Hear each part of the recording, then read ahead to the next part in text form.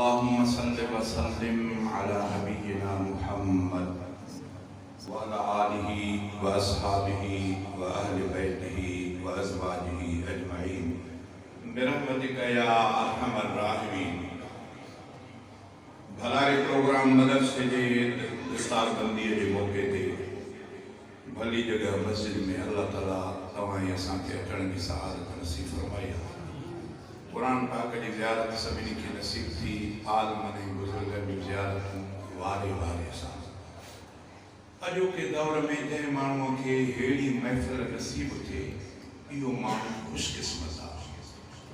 بزرگ نے دعا تو کہیں مانو کو نماز قضا تھے یہ نہ چاہتے یار تھکل ہو ننڈر کی رہی یار مجبوری تھی پہ کم کی بیو نماز قضا تھی نا چوے تو مخوالا کیڑی غلطی تھی جو اللہ تعالیٰ مجھے پانجے ہارو بیہن پسند سے کرے نہیں چلے. اللہ کیڑی مخوالا غلطی تھی جو رب پانجے ہارو مجھے بیہن پسند سے کرو. یہ جو رب جے ہارو آئے فرمائے تو نماز یہ پڑھو جو ستہاں پانجو تصور کیو تو ماں اللہ کے ڈساں تو اللہ مکھے ڈسے تو جڑے مالک سبھی کے ڈسے تو پو ایڑے انداز میں پڑھو نہیں تو متاں کا غلطی تھی پئے متھو جو مالک ڈسے تو پان فرمائے انہیں منزل کے نتھا پہنچو تو پو بھلا یہ چاہو تو ماں تو اللہ کے نتھو ڈساں والا اللہ تو مکھے ڈسے تو پور یہ انداز. بہرحال ہیڑن محفلن میں شرکت اجو کے دور میں یہ خوش نصیب مانو کے نصیب تھی دیا. ورنہ تو مانو چاہو دادا علاقے میں گوٹھ میں جلسو تو ہوئے پر یار مجھے مجبوری تھی پئی. اللہ تعالیٰ تہاں اسان جو مجبوریوں دور کیوں. اللہ تعالیٰ تہاں اسان کے بھلے پروگرام میں شرکت نصیب فرمائی. سچ یہ آتا یہ آئی کامیابی ہے. یہ چاہیے اللہ قبول کر بار بار چاہیے الحمد شریف نماز میں بار بار پڑھو ہر رکعت میں پڑھو الحمد پوری دعا ہے. اهدنا الصراط المستقيم صراط الذين انعمت عليهم غير المغضوب عليهم ولا الضالين. یہ دعاؤں بار بار پڑھ جنو پر ماں یہ چاہندو ہاں ہکڑو دفعو اساں کے ہیڑی محفل نصیب تھے نہیں تو اساں کے یقین ہو جے تو اساں مقبول پیاؤں تدہیں نصیب تھیا. یہ ارادہ پان فرمائے تو انا عند ظن عبدی ماں بانے جو گمان وٹوں ہاں جیڑو اللہ معاف کندو اللہ نہ کندو اللہ امیو گمان نہ کرو چو رب مکھے تو جو بانو ہاں تو میں امید آ تو مکھے معاف کندی. جڑے یہ امید کبھی تو امید آ تو اللہ سے چوندو بی واہ اتھس کو نا منہ میں امید رکھیو ویٹھو آ تو رب نا امید نہ کندو. بے پاسے جو کاڈوں خیرات ملن دی گتھو نہ ہو جے بس اتو ہی خیرات ملن دیا وہ مانو اچے وہی رہے تو نہ اٹھنو ما واجے سے خیرات ملن دی تو اگے کے خبر آ تو بے پاسے کوئی گوٹھ میں خیرات ڈیندو ہی کون مائی تے ڈیندو آیا بھلا پوانے ویٹھو آ تے ڈئی چھڑے.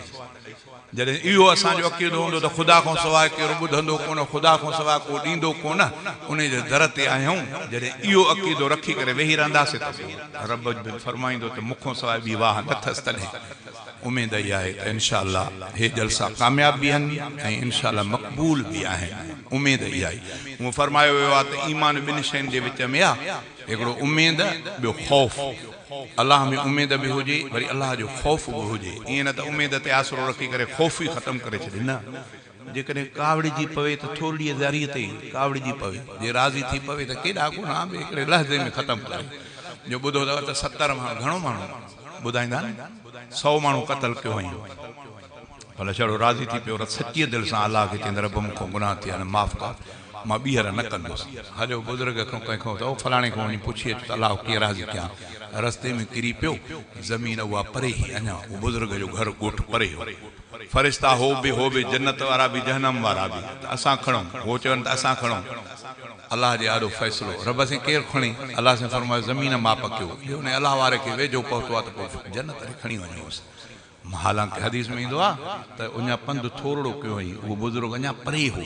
اللہ تعالیٰ زمین ہوڑوں واری کو حکم جو سوڑی تھی ہیڑوں واری ماں پیوں ہوڑوں واری ماں پیوں تو ویجو تھی پیو اللہ پر چندو تھی تیجے کرے امید پکی ہو جے خوف بھی دل میں ہو جے. اللہ کو دعا ہے تو اللہ تعالیٰ شاء ہیڑن سوڑن محفلن کرن جی توفیق کے بعد فرمائے. اللہ تعالیٰ ہیڑن میں شریک تھن جی توفیق بھی عطا فرمائے.